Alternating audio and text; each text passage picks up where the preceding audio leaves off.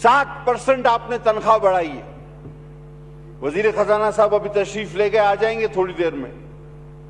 ये किस तरह अलहाम हुआ आपको कि 60%, 25% बढ़ाई जाती थी, 50% भी बढ़ाई गई। ये 60 क्या लकी नंबर 7 आपने लॉटरी निकाली है इसकी?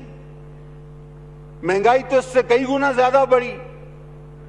तो ये 60% किस तरह निकाला गया, किस चीज का निचोड़ है, मेहरबानी फरमा के हमें ये बताया जाए। अगर आप 25-50 नहीं कर सकते तो कम से कम राउंड फिगर कोई 10, 15, 20 तक तो चले जाएं। ये 60 कहीं भी एग्जिस्ट नहीं करता।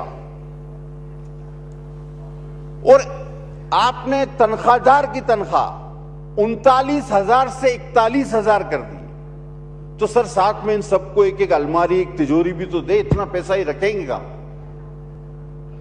ये जो खजाना जमा करेंगे इस दौर में, तो इन सारे मुलाजमीन को, सरकारी मुलाजमीन को कुछ न कुछ जमा करने के लिए तिजोरियां भी जरूर फराम की जाएं।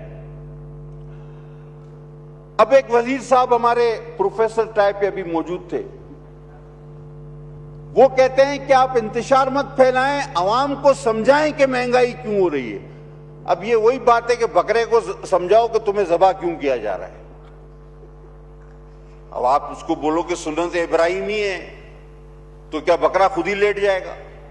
या आप बोलो ईद का दिन है या मुझे गोश्त चाहिए, भाई उसको तो अपने जान की पड़ी। अब गरीब को कहते हैं आप समझाओ कि महंगाई क्यों हो रही है। मुझे सर ये बात बिल्कुल समझ नहीं आती। अगर किसी और को समझ आती है तो मैं तालिब इल्म रहूंगा उनका। आपने सर ये आईपीपीस की बिजली तो आप खरीद नहीं पा रहे, आपके पास सरप्लस है, आप उसके पैसे दे रहे हैं, मुल्क खसारे में जा रहा है। मुझे समझ नहीं आती आपने इतने पैसे ये सारे डैम्स पर क्यों रखे।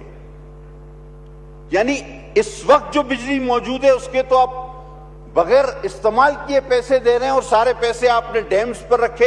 हो सकता है कि इसके पीछे कोई आपका अक्ल हो, कोई आपकी प्लानिंग हो, तो मुझे बताया जाए कि शायद वो जब आईपीपीस के कॉन्ट्रैक्ट खत्म हो जाएंगे तो फिर आप डैम से बिजली लेंगे या आप वाटर रिजर्वायर बना रहे हैं, तो समझ में आता है।